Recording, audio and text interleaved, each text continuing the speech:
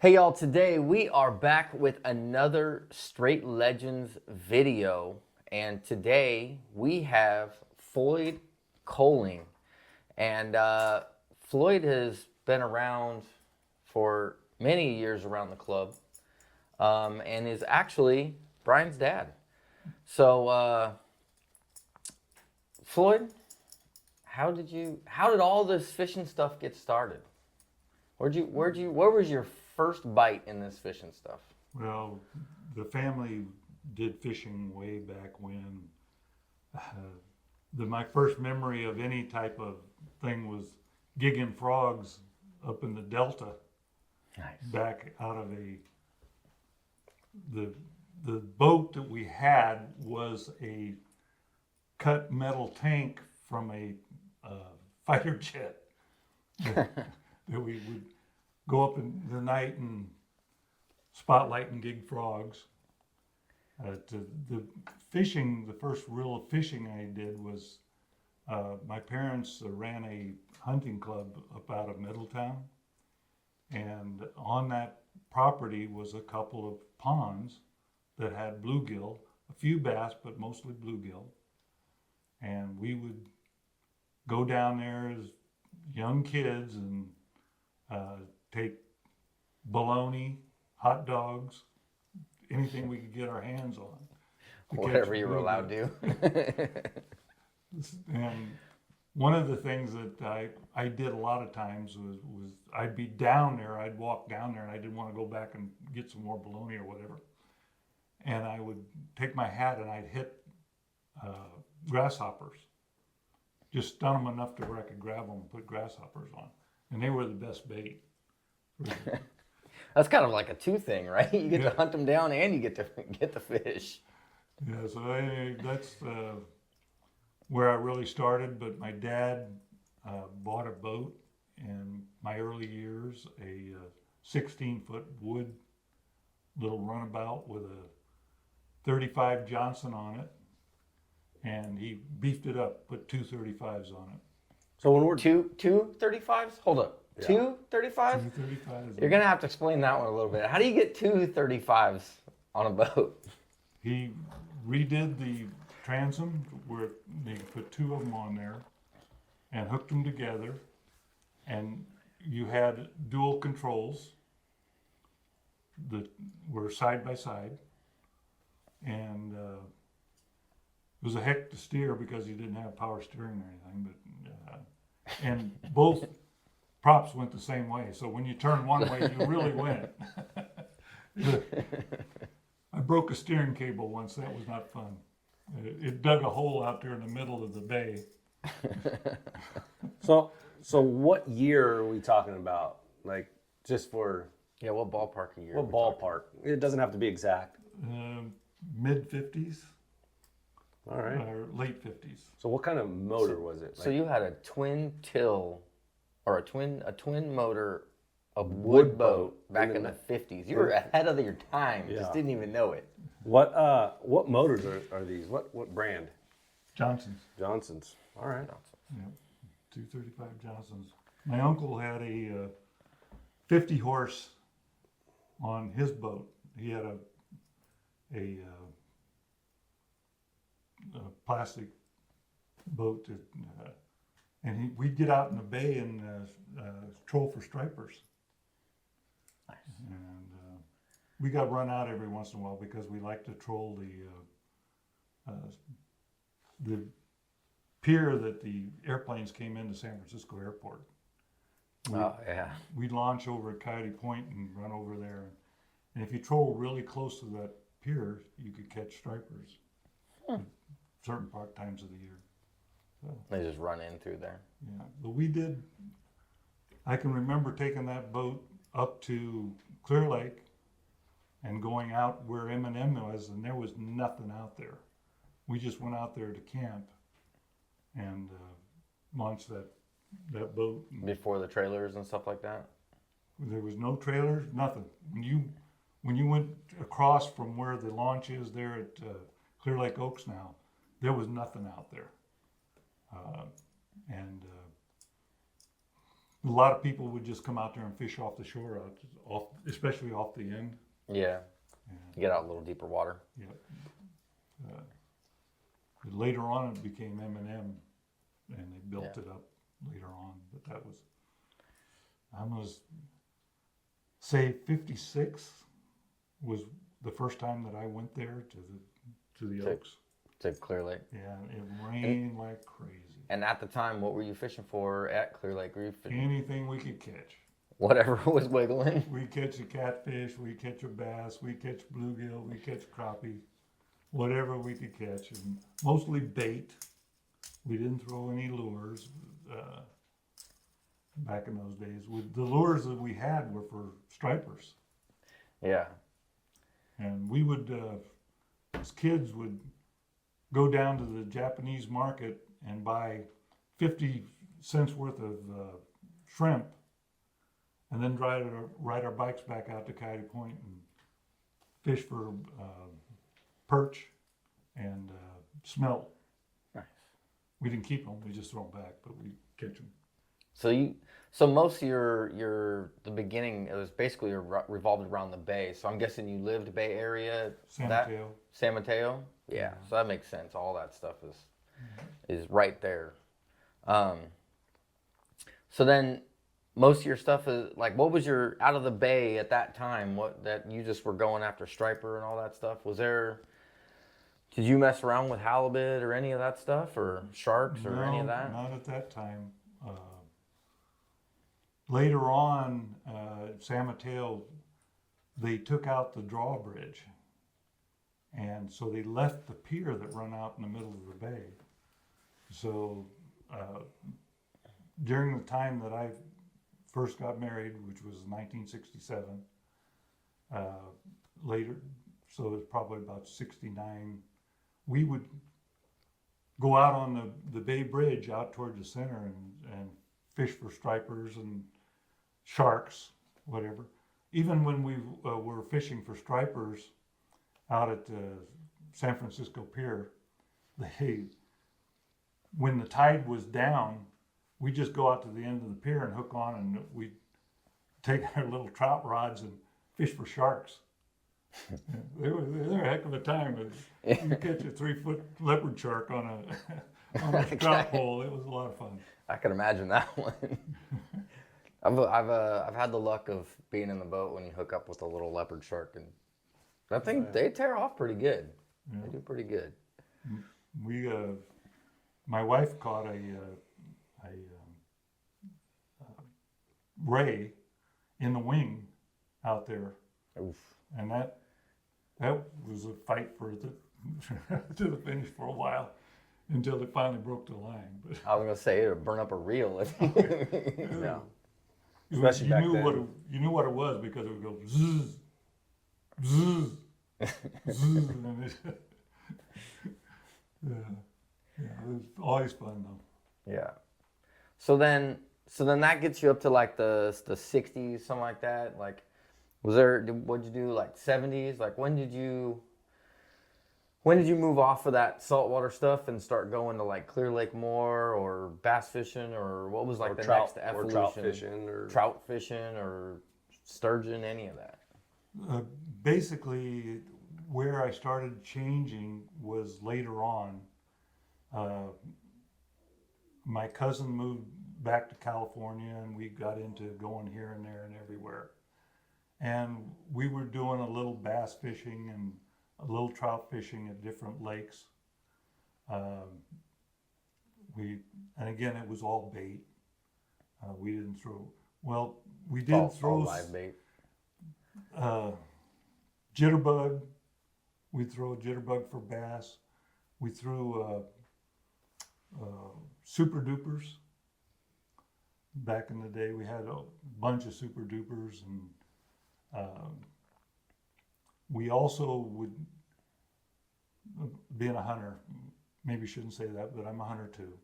And we would go up to McLeod Reservoir, and we'd hunt some days and we'd fish some days. And we could catch trout like it was going out of style out at McLeod Reservoir. Yeah. and we'd cook them up and eat them. And it was a lot of fun. Oh, I can imagine. Nice fresh trout. Yeah. That fresh trout is. A lot of people are like, I don't like trout, and then they actually eat it fresh, and they're like, this is actually really good. Well, I would say that most fish fresh are better than any store-bought fish. Yeah. And then we got kind of couldn't go there anywhere, so we started going to Ruth Lake. And it was almost the same or better fishing. Because it did have a lot of largemouth and smallmouth in it. Yeah. And so that time I had a aluminum.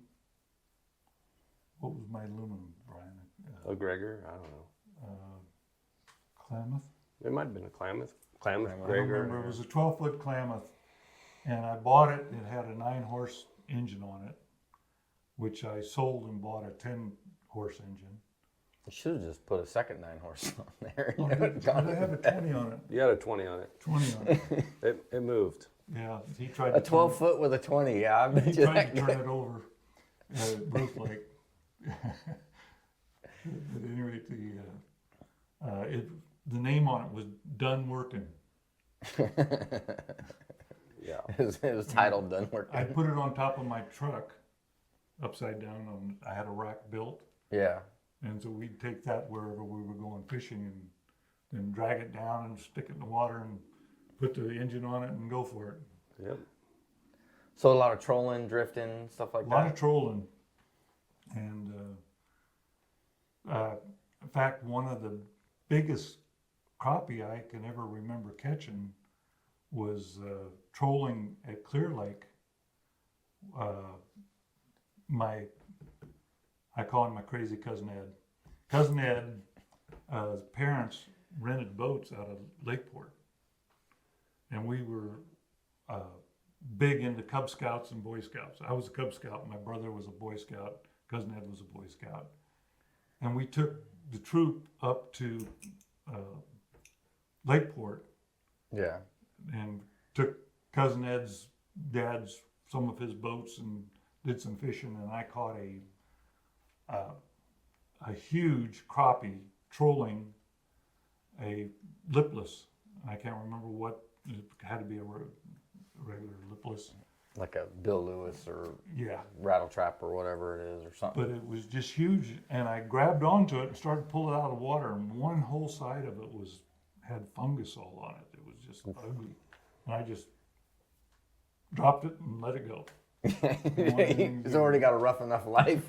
Yeah. You don't need to knock the sides off of it. Yeah. So is most of this fishing to this point, are you bringing them home, catch and release, a little bit of both, or? A little bit of both. We brought a lot of stripers home. Fish tacos. And again, if we caught catfish, trout, or a bass, a crappie, I love crappie.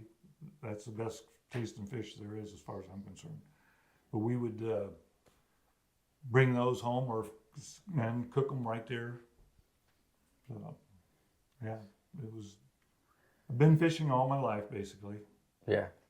So what year did you join the Bass Reapers? I'm What gonna, are I'm we gonna, skipping? we're, You might know a little bit more than I do. What are we skipping? We're skipping some stuff that happened, right? From what he's talking about to now, or joining the club. We're skipping some stuff. So, I want you to talk about because there was memories from me. Gunot. Well, not even that, but like going to Collins Lake. Because we'd go to Collins Lake for like a week Yeah.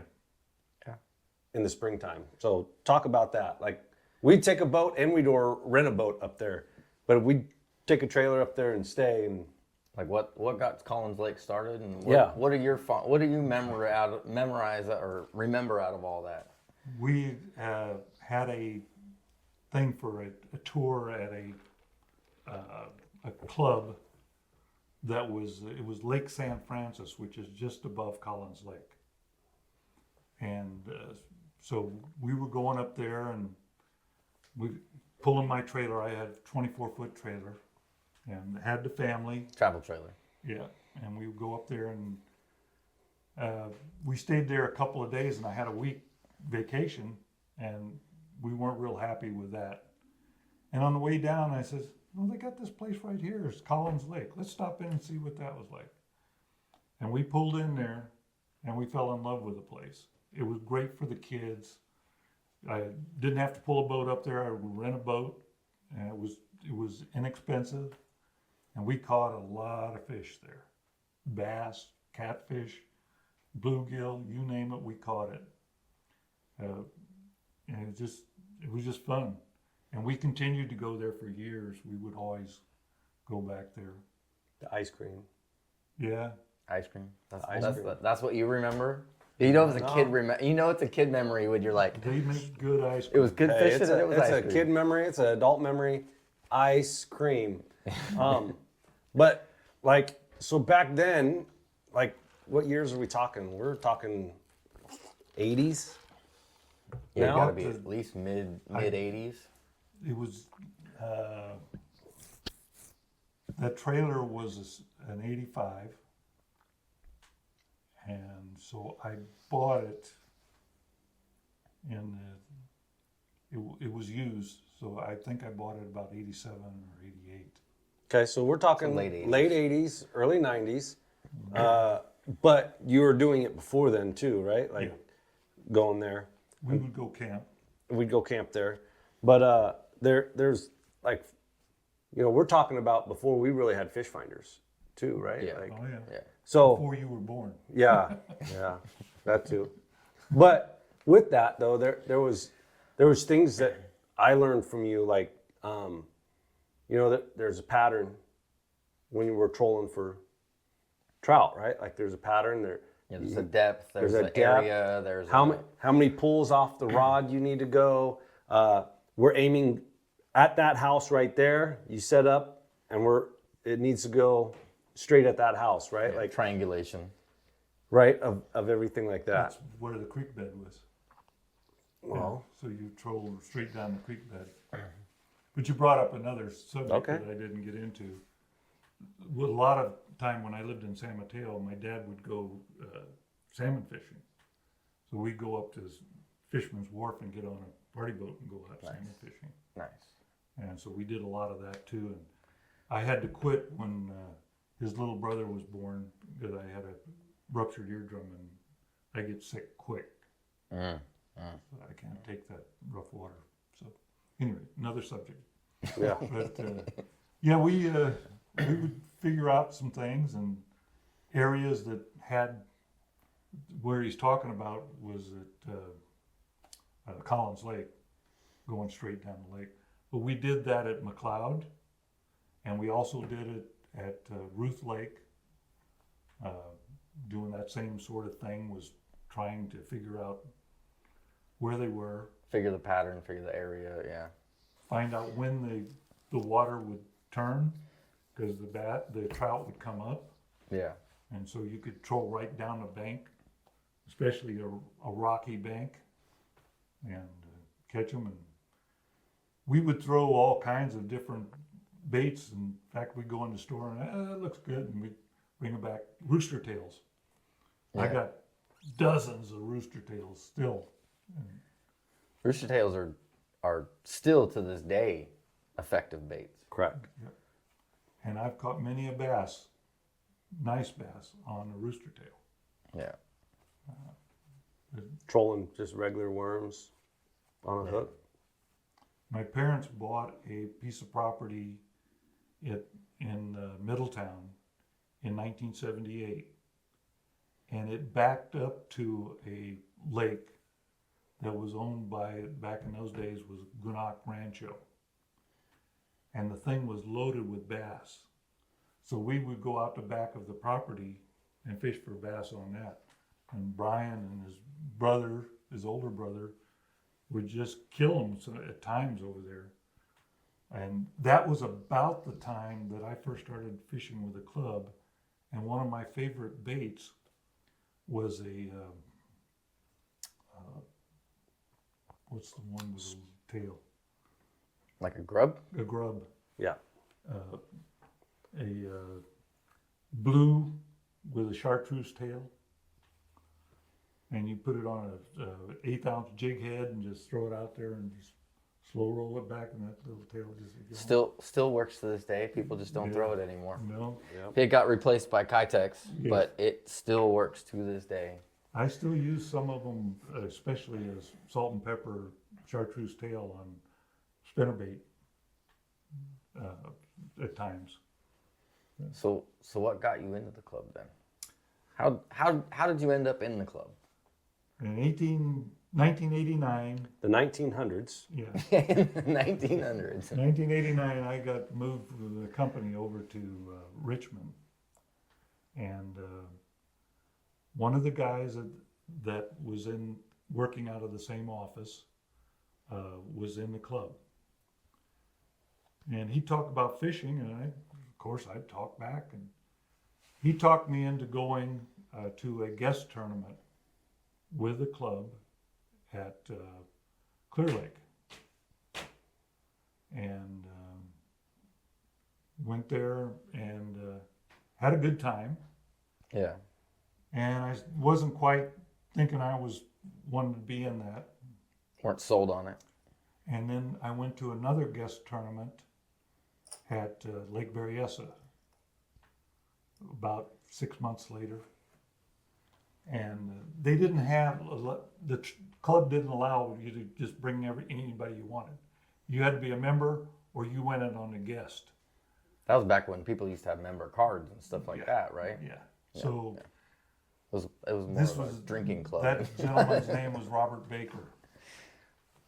And in 1991, he bought a Champion with a 200 on it. Nice. And I fished a lot with him and your dad, Kurt Beckwith. Did a lot of fishing, and I joined the club in 1990, late 1990, and been with them ever since.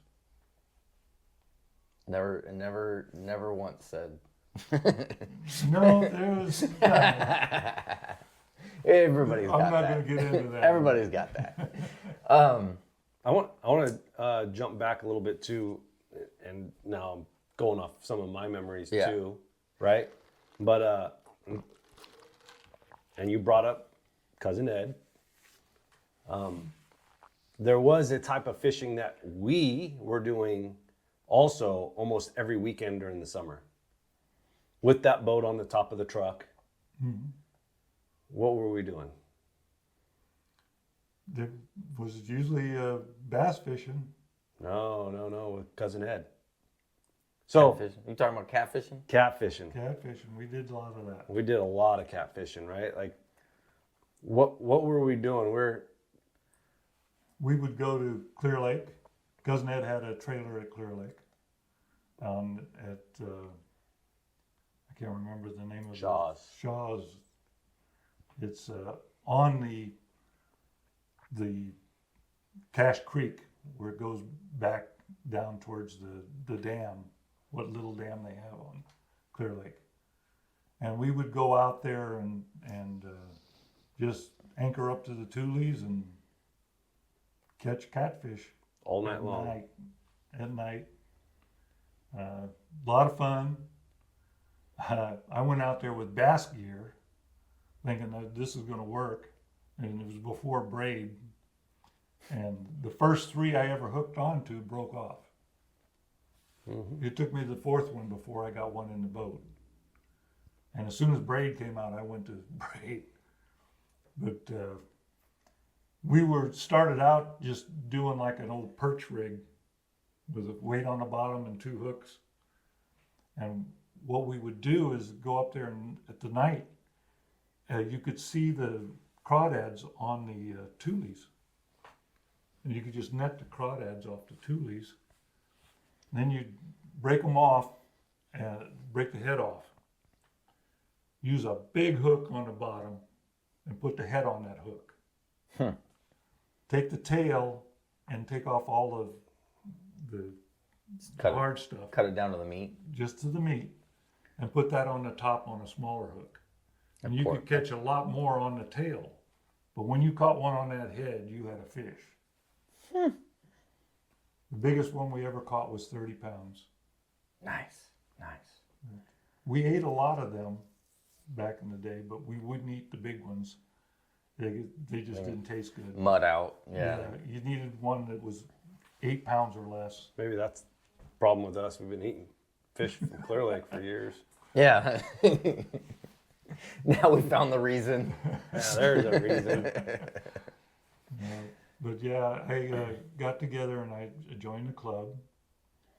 And in 1991, the treasurer decided that he was going to retire and he couldn't handle the thing anymore. And they looked for somebody to take it over, and everybody go, no. Everybody learned their lesson, but you're a fresh person, so you came in and said, sure. Well, I was an accounting major in college, so I'll do it.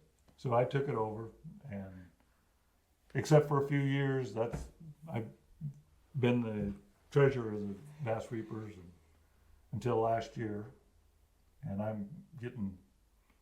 I'll be 80 in January, so I think it was about time for someone else to take it over. I'd say you were on a good streak. And Brian was trying to save me because it was eating me up working it. So Yeah, it was a good thing. I don't blame you on that one. No. I'm currently secretary, and I'm campaigning every time I can to be like, hey, you want to be secretary? They're like, what do you do? You just take notes at the meetings. You don't do anything else. You know you want to do it. Come on. For a few years, I was the secretary. Yeah. Because your dad was the treasurer. Yeah. And that was about the time that I was driving big rig with his older brother. Yeah. So, yeah. So you basically have had an office position for the most part throughout the. Except for the since 2 then. years. 2 years. Yeah. Yeah. That's dedication right there. He still has a job. Yeah, you're still responsible for stuff. Yeah. Yeah. You're not fully retired. I'm responsible I don't know for if him, you too. I don't know if you can fully retire from that. Yeah. So yeah, that's trying to keep the club alive and keep it going. And it would have its dips. We would get up when I first joined the club, it had a maximum of 30 members. And we would get up close to that 30 members, and then it'd go down to 18, 19, 20, and then it'd go work it back up. We had a lot of people that were out of the air base, out of Travis Air Force Yeah, a lot of Base, military. and they would come and be with us for a couple of years, and then they'd be gone. So and their friends and so on. And it has gone up since that time, and we've upped it a couple of times. So the club is really doing well now, I think. Yeah, it is. The best ever. And Yeah. it really makes me happy that that's going on. Yeah. It's nice to like for us as the kids, us growing up into it, it's nice to see like y'all. I've always noticed the ups and downs, and it's really nice to actually see it taking off. And you never know how long it stays up. Like you're saying, it'll go up and down. It's just gonna happen. Yeah. One thing to say about all this, and my dad starting the club in the 90s, right?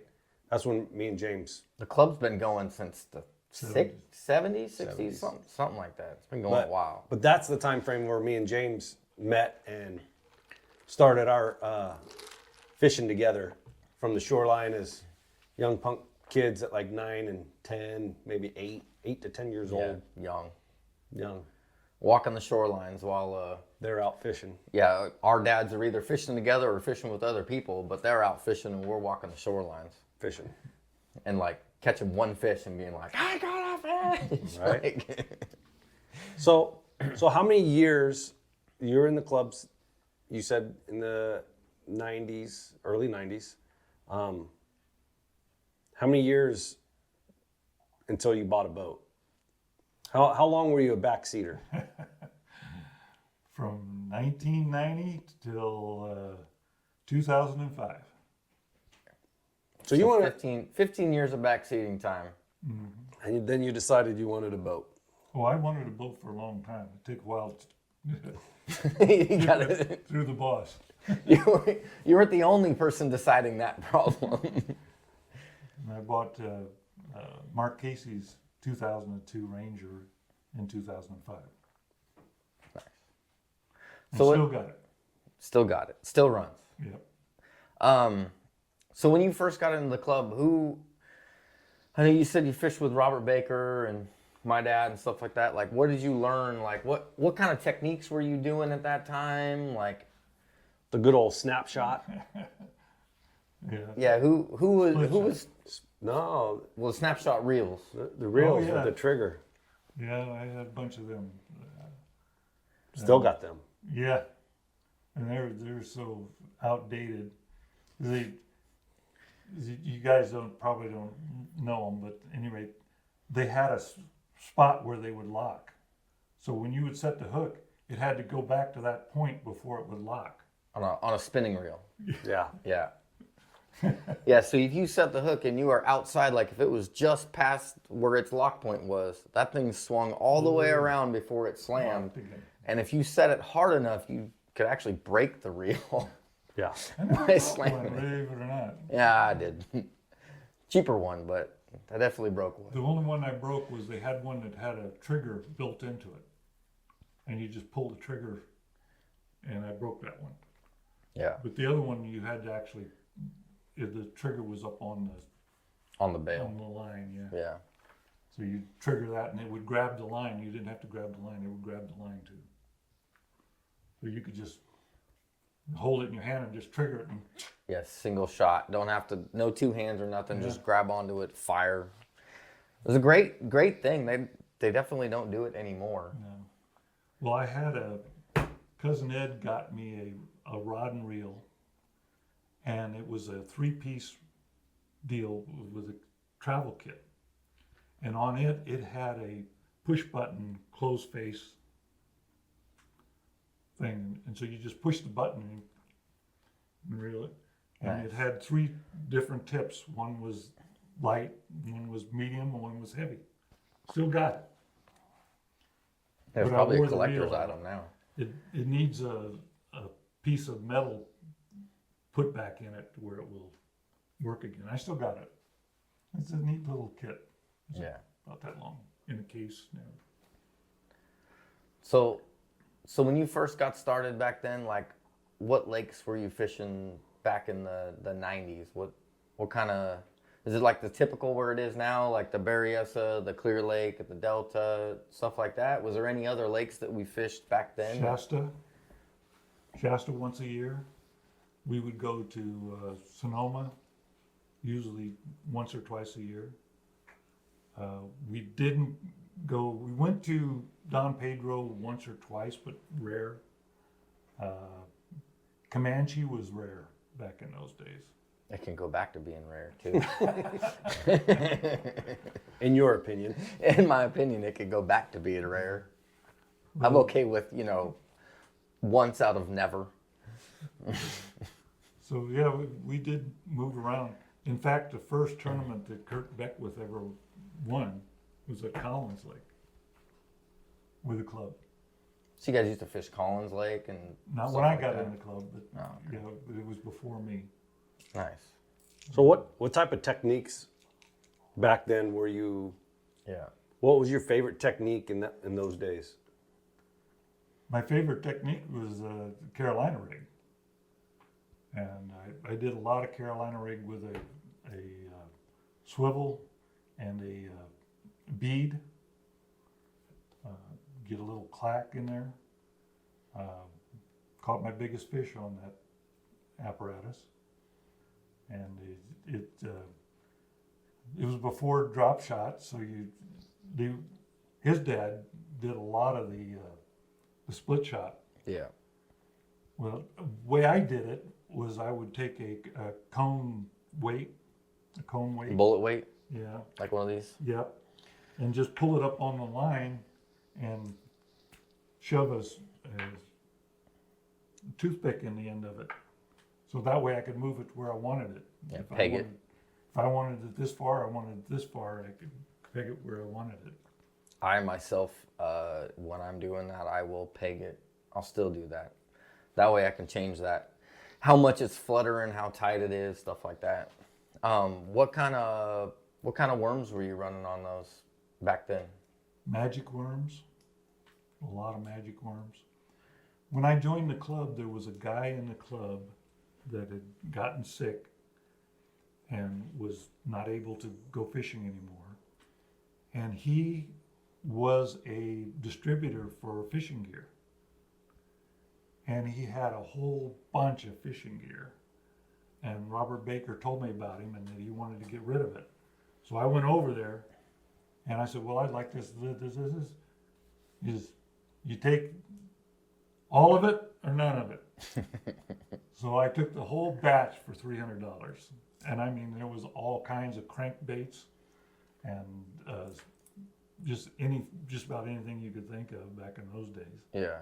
A lot of jerk baits that I've still got, and yeah, that's where I got the basics. When I joined the club, I wanted some stuff, and they were in plastic containers. Yeah, like little tub Little tote boxes. things. Yeah. And so there was one carrying case that would hold 10 of those. So I used that. So you had a big heavy bag, like Yeah. when I was a non-boater, I had a big heavy Yeah. bag. Yeah. Did have a big heavy bag. The only person that ever complained about it was one, so I won't say his name. I was speed related. Back to being speed related. Yeah. Yeah. There was that was going on because people were. Your dad just had the Ranger with a split window. The fish and ski style. Yeah, well, it would fold back. The center would fold back, Yeah. and I think he had a 150 on it. I believe so. Yeah, A little 18-foot, I believe. it was before the Astro Stratus, Stratos, yeah. and there weren't a whole lot of really fast boats. The first really fast one was the Gambler with BK. Bill Kelly's Gambler. Yeah, Which that boat is back in the club now. yeah. Been repowered, but it's back in the club now. Yep. Yeah,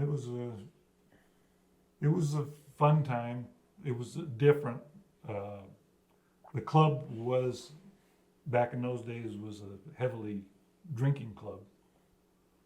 When you caught the first bass, your first keeper, you have to have a beer. I do remember fishing when I was younger with some of them going as like the co-angler, and one rod locker was the empty beer cans, or not rod locker. One live well was the empty beer cans, and the other live well was for the fish. And I do remember those days. Back before I even knew what any of that meant. Yeah. Well, back in those days, when I joined the club, Berryessa was down 80 feet. And so that made a big difference. It started out when I joined the club, it was about 60, but it went down to 80, and then before it started coming back up. But it was a lot different fishing some of the lakes because Yeah, I of can some of the- imagine. Yeah, and it was tough for me because here I am learning, and on a lake, and now all of a sudden the water's completely different. Yeah. It was a big change. Yeah, shoot, we still get that now, and you only get like a 20-foot or a 40-foot rise at a lake, and you're like, this is just all my spots aren't even spots anymore. Right. I can imagine coming up from 80 feet down, Yeah. like everything's completely different. Well, one of the opens, one of the guys in our club won it off of the place which was the ice house for the town. For the old city that's under Berryessa. It was out and down towards Polk Creek, down on that side.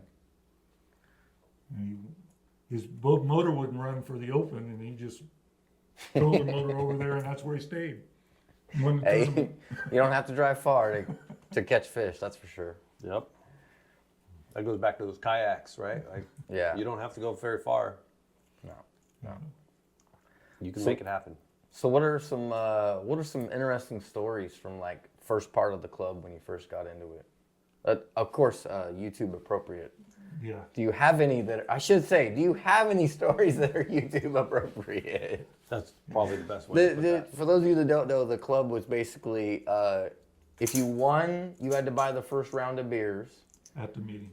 at the meeting, and then there was a group of people that would hit bars on the way back Yep. from the. They had a name.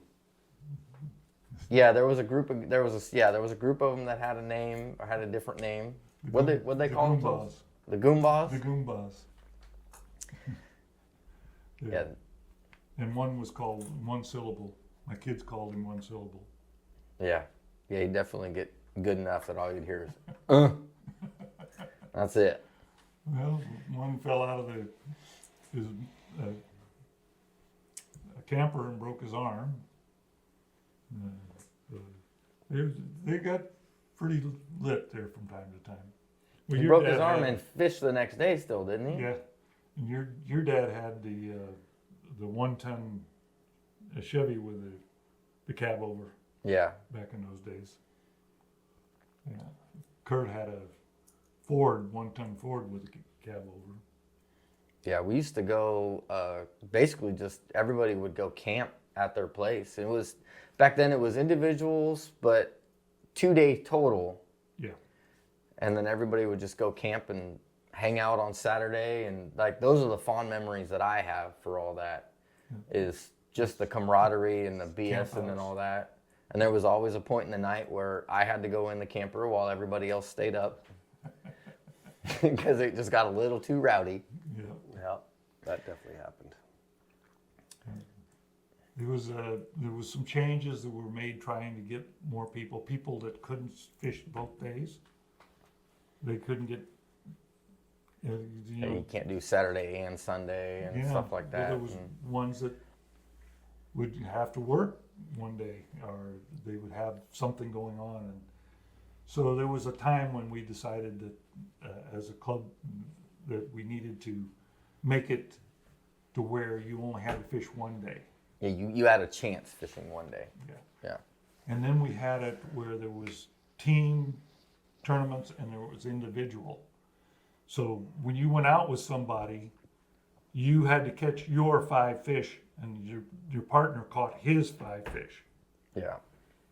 And some of the people didn't talk much about what they were doing. If you weren't watching or had that particular bait, It was dog you eat were on dog. your own. Yeah. Yeah. But there was a lot of them that would, this is what I'm using here, you know, and throw it at you. And you'd be able to somewhat compete. And Yeah. your dad was really good about that. Many times that he would say, here's a bait. Yeah. I like that. So you've seen the club evolve from being an officer this whole time and move forward. What do you think has been the best update or the best move for the club Through in all your- the years. Through all the years. Taking the business meeting out of the club meeting. That has been the best.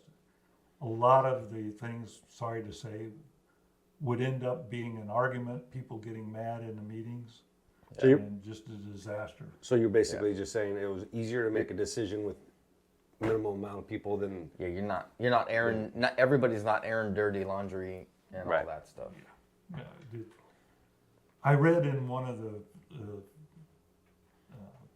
Bassmaster magazines, the Bass thing, that that's what one person said was the best thing they ever did. And he talked about how it took the business out of it. Have the officers Yeah. meeting at a different place at a different time so that they could get the things done that needed to be done. Yeah. Without everybody chiming in and We're getting because mad. it's amazing how many people have brilliant ideas and they're completely brilliant, but when it actually comes to executing it, they're like, well, no, I don't want to be part of that. It's like, well, we all have regular jobs on top of that stuff. I think that's the best thing, and making it a learning club. Team atmosphere. Yeah. Instead of it's just dog eat dog. Competition. And, it got a little rough at times. Yeah. There's definitely some competitive spirits that get in there. Well, if you're not competitive, you don't want to do it anyway. Yeah. So you got to be somewhat competitive, but there's a point where it's not good. All right. So, and here, you want to continue on that one, or do you? No, I want to talk about something that's really good for the club, but that the club has actually done that a lot of people don't actually know.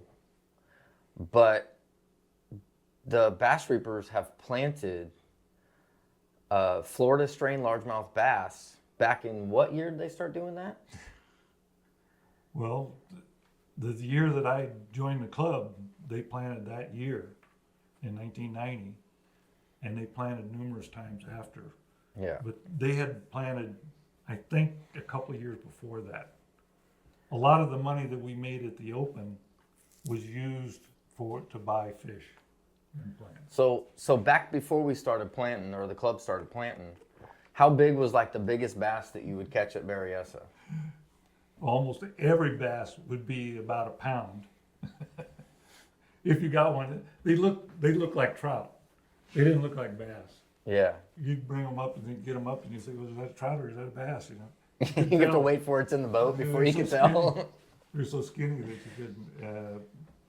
So we started planting, and the first time I planted, I was in Kurt's boat, and we planted out of Pewter Creek, and the water was down, and what we did was take the fish out in our live wells in bags and try to find places where there was weeds or something that the fish could get down in. Yeah. So how big Some were sort of cover? How big were the fish at that time? Fingerlings. Okay. Like 4 inches, somewhere around there.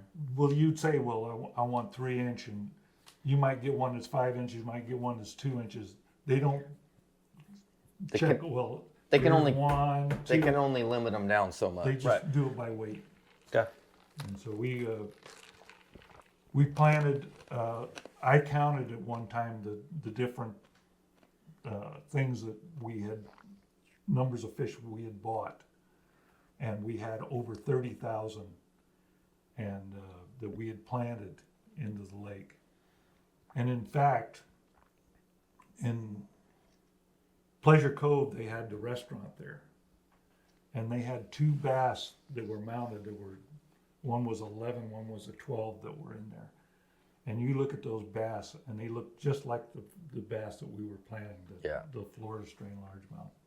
They were really nice fish. But Yeah, so anybody who's caught a 8-pound plus double-digit fish on Berryessa, that's basically from the planting, from the reapers, because I don't think anybody else has planted largemouth in that lake. So a lot of the reason why is from, and then the planting came from the proceeds from the Open, yeah. which is coming up here soon. So everybody paid to. Yeah, it was a good way for the club to give back to the lake. Correct. We're buying them from Willow Creek Hatchery down near Fresno, and it got bad because Comanche was buying all of the bigger fish, and we wanted bigger fish. So at a time, I started looking for where I could get pound and a half fish, and we switched over to Shadow Lakes, and we did 2 plants with pound to pound and a half fish. Nice. And Yeah, you're the likelihood, the death rate, the eating rate yeah. was about 1% of the ones the fingerlings were going to make it.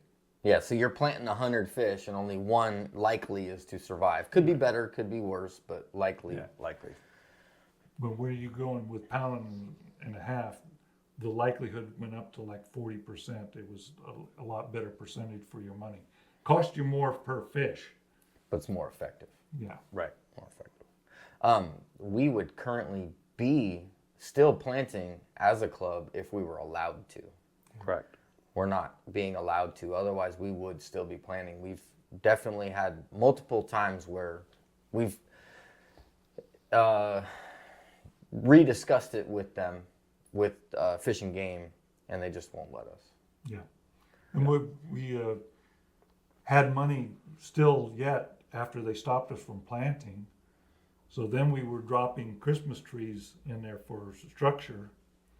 And would we drop in one year 600 or Oh, so? it was horrible. it was an ocean of Christmas trees. It was horrible. It was, so we had, I don't know, we had a couple of different patio boats and people going out with bass boats, and I think we did it for like 2 months straight, Yeah, every week. both days, and just dumping Christmas trees with blocks and all that stuff. And I mean, it probably helped the ecosystem.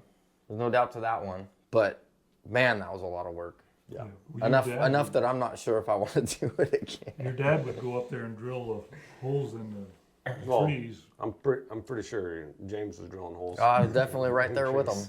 They wouldn't allow us to use wire, so we had to get aluminum wire.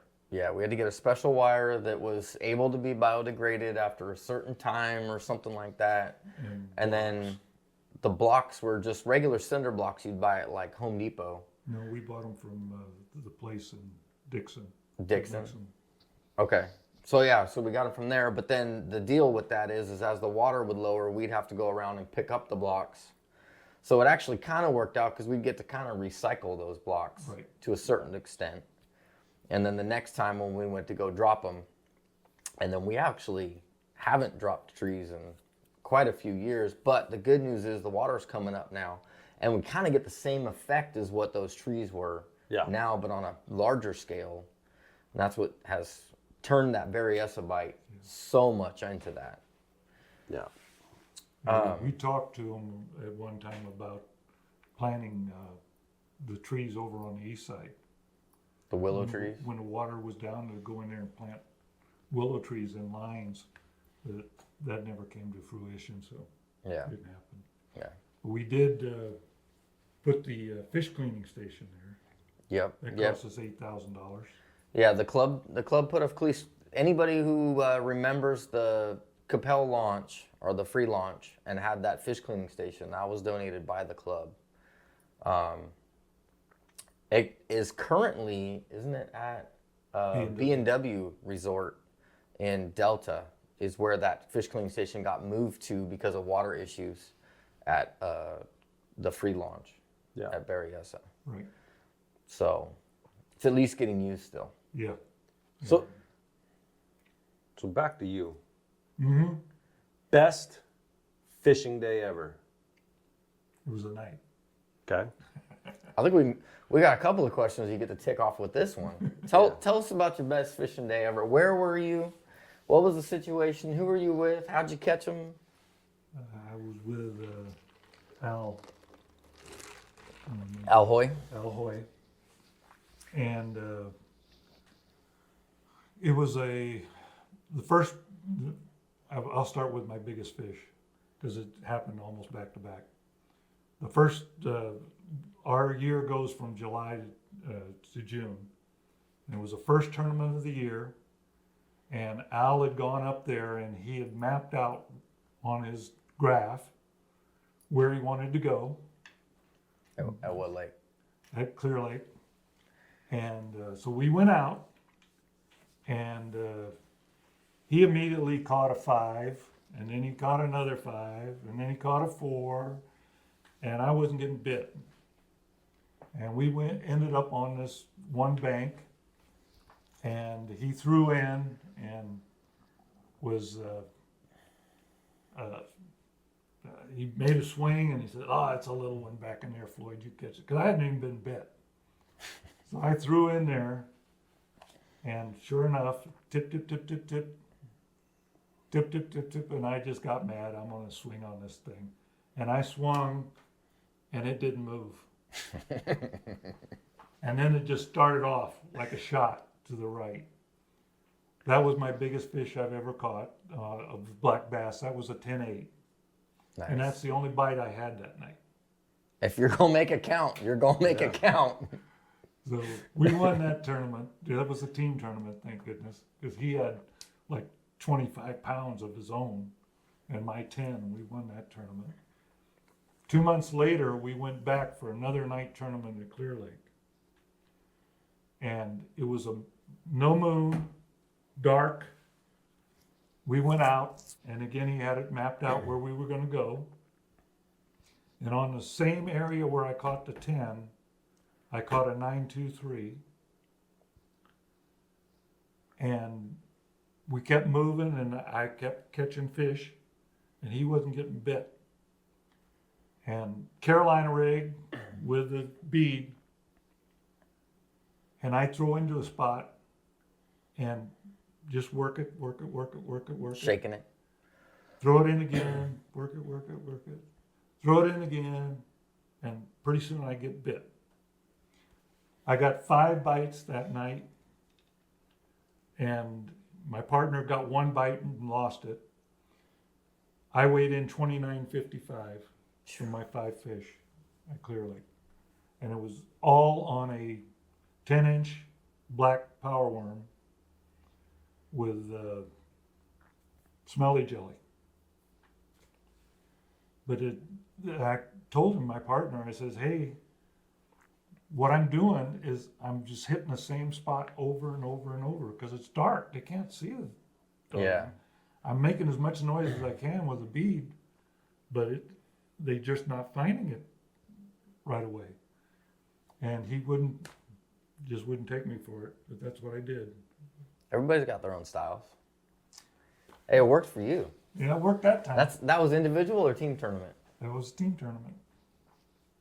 So Sounded like the team made it pretty good. well, that's the year that I did the best I've done with the club. I was second that year for Mr. Bass. Nice, nice. But I didn't fish the last tournament. That's a different story.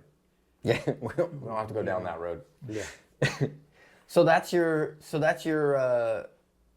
best day or your best weekend of fishing. So what's your PB smallmouth? Do you remember that one? No, I think that my best smallmouth is about a 4.5 at Berryessa. That's still a chunky smallmouth. And about the same, I think I caught a 5 at on up at Shasta on a spoon. Smallmouth on a spoon? No, a Spot. Spotted bass on a spoon? That'd be fun. Yeah. well, That'd be fun. that was another one of those weird things, fishing with your dad. And we fished, and he caught 1 fish out of a brush pile on a topwater. And we just weren't getting bit. And we got in this cove that had a bunch of trees. And looking down on the graph, it looked like there was fish all around this one tree out in the middle of this cove. And he had on a rattle trap. And he said, well, I'll see what they are. And he dropped the rattle trap down in there and he caught the fish. Well, I grabbed the spoon up about as fast as you could talk about. And we stayed right there, and we both caught our 5 fish Off the same tree. off that same tree. Yep. Yeah, now people are catching those same fish with electronics. Yeah. And everybody's complaining that those fish weren't messed with before. They just weren't messed with as much. The people who figured them out had them figured out. I told you, you know the story about the one time at Sonoma. We launched the boat, and there were just big bait balls right there where you launched the boat. Right at the bridge. And we never even fired up the big motor after we got it launched and everything. We just stayed right there. We fished right there and won the tournament. Never left the launch ramp. Yeah. and that was spooning. And I caught the deepest one I ever caught, 60 feet out there, straight down. You also caught some other stuff that was non-fish in that, didn't you? Yeah. The funny thing was your dad caught one tie strap, and I caught the matching tie strap. Yeah, the boat tie downs tie strap. Then I caught a dead one. How do you catch a dead one? All I know is that all of a sudden I felt weight, and I brought it up. That fish was dead. Technically, does it count or does it not count? Well, in California law, it has to be hooked in the mouth. Was it hooked inside the mouth? Yep, it went back. Yeah, it'd go back. I know you and my dad got in a pretty good bite on Sonoma fishing deep cranks on the dam. Yes. How'd that story go? How'd you guys end up with that, and how'd you get through there? Well, your dad had picked up basically their DD 22s, Normans, and he had bought every color that you could buy. Typical. And I had no clue what, he was a deep diving cranks. And we were throwing them up as close as we could to the dam, and then just slowly roll just where the rod would just go like that, as it was hitting rocks. And just slowly come down the dam. Just come down the dam, and we limited out both days there and called multiple times. Green worked first and red worked later. And so I got a bunch of those too. Yeah. I know you guys switched over to... Never worked again, right? No, the DD22s work. Yeah, DD22 is like that secret bait that people don't like you talking about. And then you guys switched to brush babies or whatever that was also? It's like a brush hog, no, not brush baby. What's that? Brush buster or something. It's got like a really long point or a really long bill with like a clover leaf, like a 3-leaf thing on the very front of it. Yeah. Brush hog? Brush baby? No, not brush hog. I don't know. I can't remember the name of it. I can't remember it either, but I got a bunch of them still too. Yeah. And we did that the next year. The So same place. got a little deeper same way or same technique? Same technique. Just worked good. What I think on that thing, the bait is actually only about this long, and then it's got that great big bill. So when you've got smaller bait, it works better than the DD22. The DD22 is a little bigger. It's got a big body to it. Yeah. It's got a big bill, but it's got a big body. Yeah. So, talking about baits, I remember as a kid you fishing Delta all the time using one crankbait. Mm-hmm. And every time you'd take it out, you'd have mom repaint it. That one was given to me by one syllable. I went fishing with him, and he was catching them on the thing. And I think, I don't know what brand it is even, but it was a floater like a balsa wood one. And Like a crankbait or something? it was a crankbait. Yeah. And it had blue lines down it, silver with blue lines going down. And I caught more fish with that thing, and I'd have my wife paint it back Just put the color back. and go back out there, and because it's wood, and you hit the rocks with it, and the paint would come off, and she'd paint it back up, and I still got that one too, but I haven't thrown it in years. But Yeah, that's on the retired wall. Yeah. Yeah. No, that goes in the boat. I guarantee it. That's in the boat. No, I got some baits that go on the retired wall after a certain point because I know that if I lose them, it's gonna break my heart to lose them. Well, the two baits that I mainly used in the old days in the Delta were a deep little end and a spinnerbait, and I'll go third, rattle traps. Yeah. And Old school. silver blue, just like that. Old school. Yep. And that's what we would throw. I got in the boat with one guy that had bronze ones, and I got a bunch of those. They've never worked since, but they worked crazy that weekend. It's crazy how you can run across the bite and it would just be gangbusters. You can't beat that bite. And then you try and go back and You keep picking it up, keep picking it, and you're like, what was different about that one day? Yeah. Like I have baits that are the same kind of way, and I actually will purposely not go gangbusters buying baits. I'll buy a couple of them enough to retry it, but I won't actually stock on them until I can get them to keep being consistent. Right. Some of the things that to this day I can't tell you. One I can. Shasta with your dad. Fishing Carolina rigs. And he caught his 5 fish about as fast as you could talk about. And we fished along. I think I caught 2. And he'd take a nap. So he says, I'm going to take a nap. And he's back there with his feet up on the engine with his rod.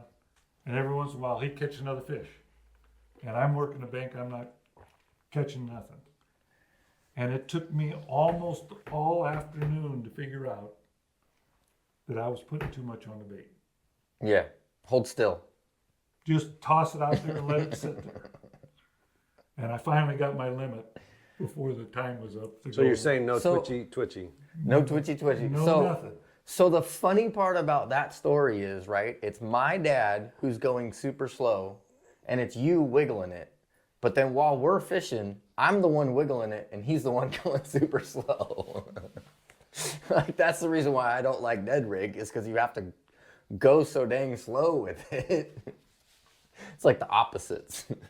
Well, I had another situation in the Delta where the person, there wasn't a whole lot of casting room for me. It was so close to the bank that there Yeah. wasn't any casting room.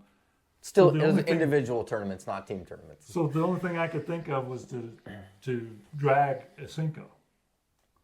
So I put a little split shot, a little small split shot in front of the Cinco, like a Texas rig, and just tossed it out behind the boat and just drag. And when I feel it coming off the bottom where I wasn't feeling bottom again, I'd give it a little line and let it go and go along like that until I figured it was too far out there, and I'd reel it in and I'd start in again. Well, I caught my limit, and my partner hadn't caught a fish yet. Behind the boat, dragging. And he was not happy with me.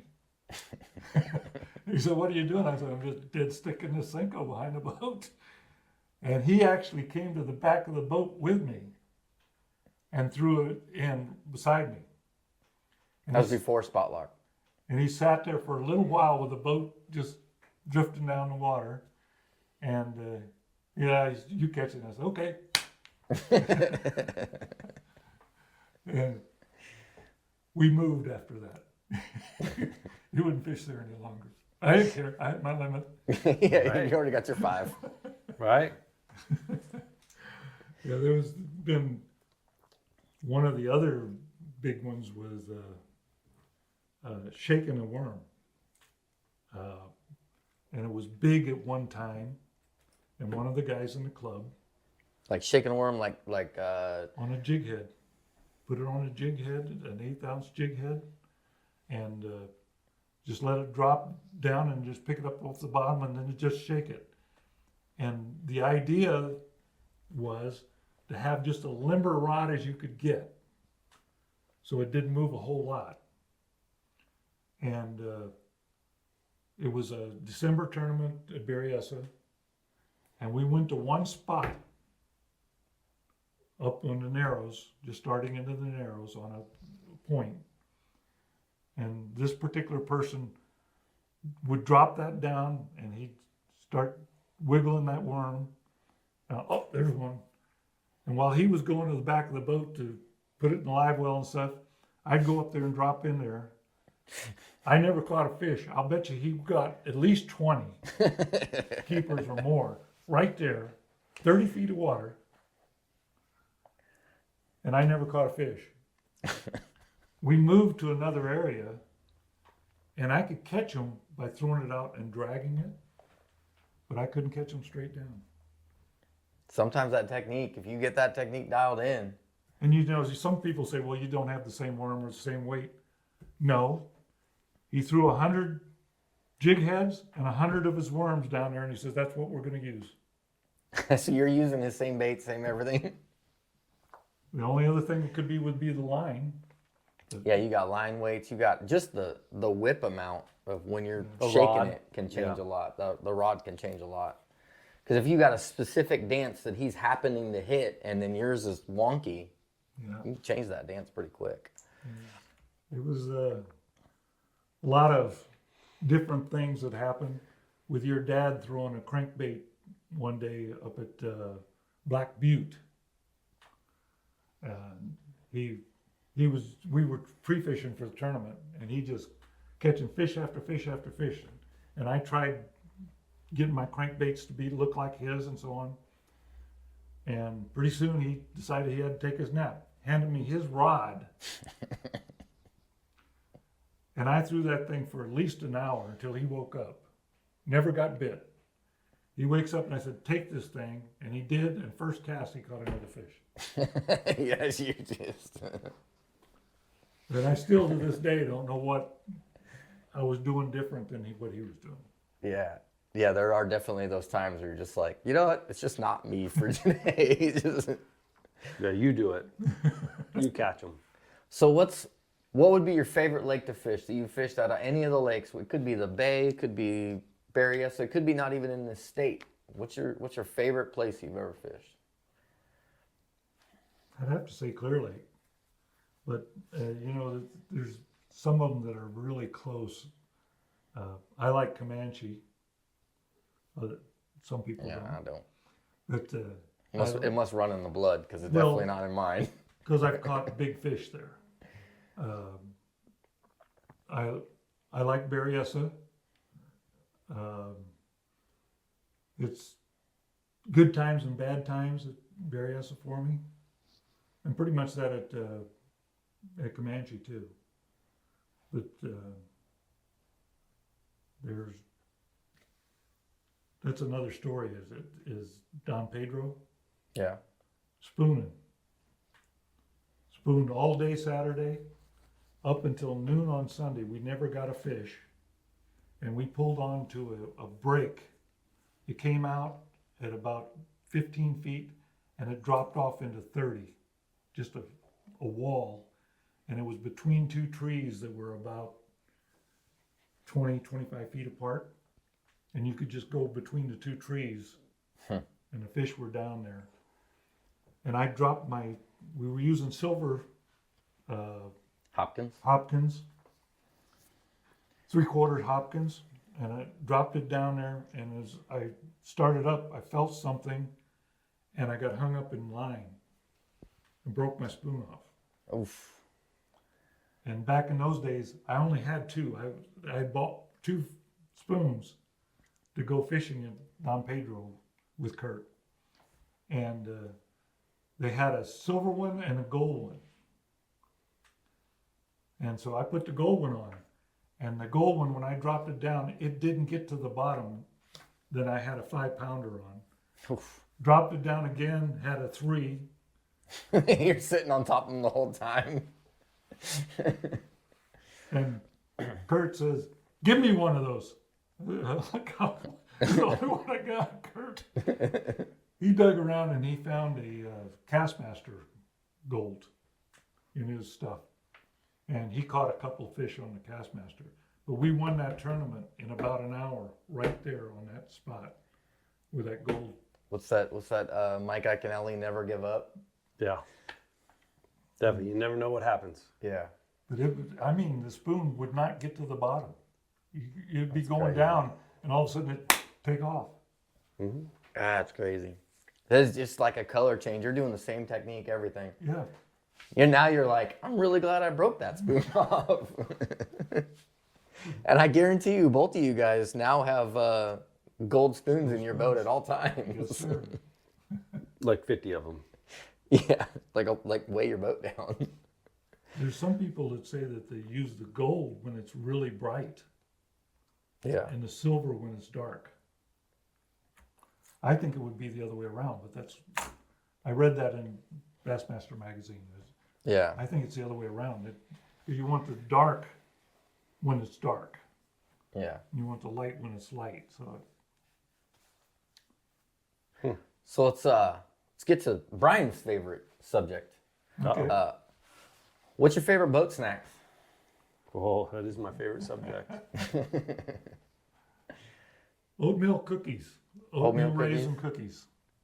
From a specific area, or just happy with whatever you got? Yeah, it's Rayleigh's. The Rayleigh's ones. I agree with that one. Those ones are the Rayleigh's oatmeal cookies are nice and chewy. They're Well, especially when it's hot, they get nice and warm and almost like you heated them up. Yeah, they're good. yeah. But I got a deal that you can't have a cookie until we have a limit in the boat.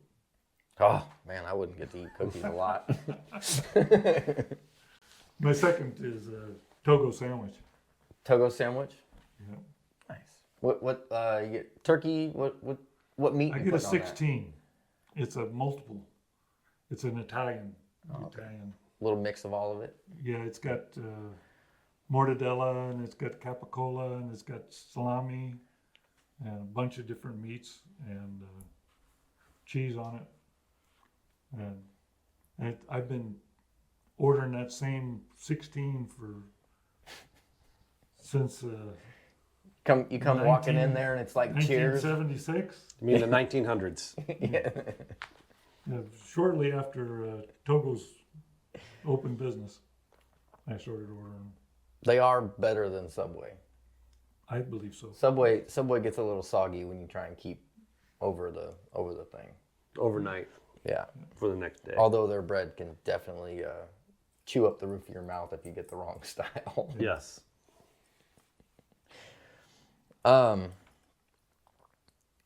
What's your after dinner, or like for your dinner, like when you come off the water, what's your like favorite food that you like to eat when you come off the water?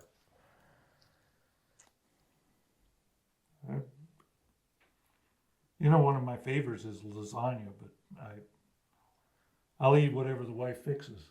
Yeah. whatever you're eating. Yeah, but I don't cook much. If I'm camping, it's usually hamburger or steak. And of course, the steak is better. Yeah. Yeah. Always. Steak's always better. Yes, the good steak cooked well and a baked potato, and I'm good for it. All right, so another version of something that's a little bit different of a question. If I were to give you $1 million, what's the first thing you're purchasing with that $1 million? A new truck. New truck. Just get something a little shinier, a little less miles on it. Yeah, under 200,000. Oh yeah, that might be. So And a car too. That's 200,000 too. Yeah. what truck would you buy right now? Kind of truck. What's on your list of? What would be- If I had $1 million, I'd probably buy a Tundra. But if I had to buy a truck with my monies now, I'd probably buy a Chevy. Yeah. Four-wheel drive. We need four-wheel drive to get into our properties. Long bed, short bed, 4-door. I like the 6.5. I don't want an 8-foot bed. Yeah. And short is just a little too short. Yeah. You can't quite fit everything in there. You know, the 6.5, you can put a 2x4, an 8-foot 2x4 crossways, and it'll fit in the bed. Yeah. And whatever you can always hang up over the top of the tailgate anyways. Yeah, we hauling stuff up to the country all the time, so I need a little bit bigger bed for hauling. Get firewood back home too. Yeah. Probably buy me a good chainsaw too. Yeah. All right. Last question, because we could talk here for hours and hours and hours. Last question is, what's the best advice you've ever got from somebody, whether it's fishing or not fishing? Just best advice or multiple best advice? There's been a lot of good things that have come to me over the years, and things change. Is what the bad part is, that something that really worked at one time doesn't work another time, and baits. It's for me, the one thing that has been of late, that's the best thing for me is slow down. Go just as slow as you can go with it. And I'm a drop shot person. Throwing a big heavy bait is not good for an almost 80-year-old person.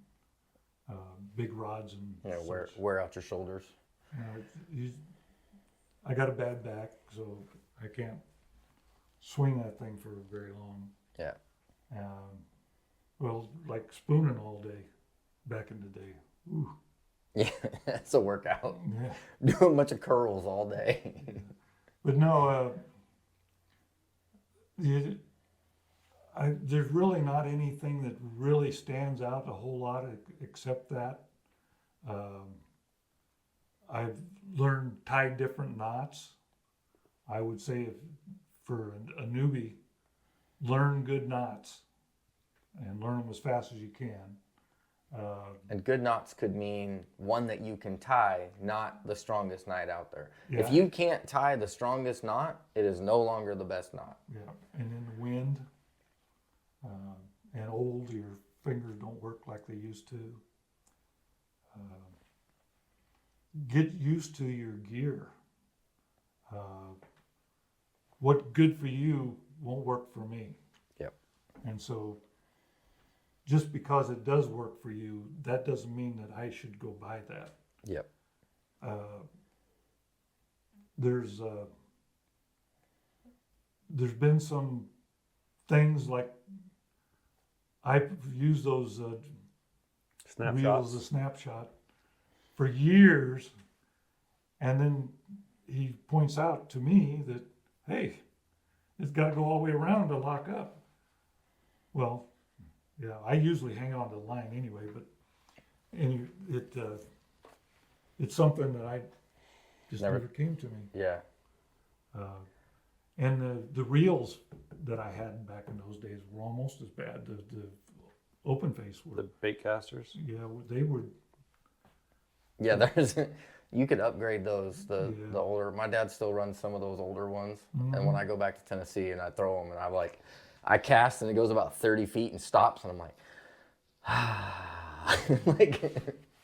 I miss my reels that'll go farther. Yeah. Well, I still got so many of them that I got them mixed up in there, and I'll go out like we're out in the Delta, and I got one on a buzz bait, and I'm throwing a whopper plopper, a while down there, Yeah. and I dig it out that buzz bait, and it doesn't hardly get to the bank.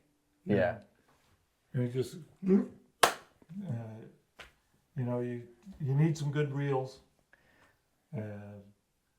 The bad part is, at my age, I can't afford those things. It all costs money. Hey, you should have a son that buys you Christmas gifts. He does. He should buy you maybe That's more my good expensive ones. ones. That's my good ones. Those are your good reels? Good reels and good rods. Yeah, you just gotta talk the rest of the sons into doing it too. You get some more. Gear up. One buys me bowling and golf gear. Yeah, no, they all do their part. Well, you got a lot of hobbies. Yeah, too many, I think. Yeah, I know that problem. Didn't even get into all those ones. Yeah, but it's the thing that's hard for me is learning the graphs and stuff. Yeah. I'm not computer literate, so it's very tough for me to work the graphs and to catch up with you guys. I'll never catch up. Yeah. So you gotta that's the find your hard part. alley. Yeah. So I work what I think I know and work that as well as I can. And sometimes it gets very frustrating, but, and I'm sure it does with you, especially when you get forward facing and you're looking at it. And, Yeah. When you're sitting on the winning fish and can't get a single one of them to bite. Yep. They don't care. Moving. I kind of wish that I could. There's actually days where I do turn it off and I go back to fishing old school just because of that. This guy took me out one day in Berryessa and he says, take you over here, there'll be crappie here. So we go over there, just see them all down there? I said, yeah, I see them down there. He throws in there, bass. Oh, bass. Yeah, I can do that. Yeah. But he had caught crappie there, and so It is actually, he was going It's- fishing for crappie. it's pretty crazy how many times you'll see a crappie crowd and there's bass in them or under them. Yep. And they don't even have to be kickers. Like they'll just be like 1 pounders, 2 pounders sitting underneath 1 pound to 2 pound crappie or in them also. Yep. So it's crazy how much they intermix with each I other. was fishing Clear Lake with Aaron, and he'd caught a 933 the day before or something like that, 954. Anyway, we got on the spot, and I could see fish down there on a normal graph, you know. So I'm throwing around the back of the boat with a jerkbait, and throwing it. Pretty soon I catch a nice crappie on a jerkbait. You know? Oh well. I throw it out again, and I catch a 5 pound bass on a jerkbait. Yeah, within a And cast of the other one. Same place, same cast. But you never know. Yeah, no, they definitely run with each other. Yep. Shoot, I mean, we could talk for hours. Oh yeah. We could do a Stories. part 2 and just get into stories only and not even have to tell the story. Yeah. That one might have to be edited out a little bit more though. At Comanche, me and him found a spot, and on day 1, I caught a large trout on a drop shot there. So it was like 4 pounds, 4 or 5 pounds. Nice. That's the only thing I caught that day, right? And the next day, we go back out there, pull in there, and I toss in there, and what was that, a 7? Something like that, yeah. I Yeah. caught a 7 pound bass in the same spot And the same worm. on the same worm. Well, it was just happy that trout finally moved out of its area. Right. But, all right, y'all, we are going to wrap this up today. I could talk all day. So. Might bring him back for a round 2 because there's plenty of stories that I know of and I know he knows of that we haven't got to that I would love to capture on that stuff. Another thing is if you have any questions for any of these Strait Legends, Yeah, drop them down below. If we can get, we had Big John on the last one. We had Floyd on this one. If you have questions, we could always maybe even bring him back for a live and ask questions and stuff Yeah. like that too, and really get some stories going. Bring us both in. And if it's live, then I can't control what gets said at all. Right. I got stories on you too. Oh yeah, no, we didn't. Yeah, we got stories on my dad. We got stories on him. We got stories on me. We got all sorts of stories we could say. Oh, yeah. We can start a whole story time episodes. But yeah, I just want to get Floyd on here to get him to share his side of the story. He's a very integral person for me growing up and fishing, and for the club, and for a lot of different people. So definitely a legend in his own way, just like everyone else is. And yeah, happy to have him on. Probably get him on again for another one. So stay tuned. And if you have any questions, ask them down below. If you have any suggestions for any other videos or anything like that, or somebody you'd like to see on Strait Legends, let me know. And until next time, I hope you get them.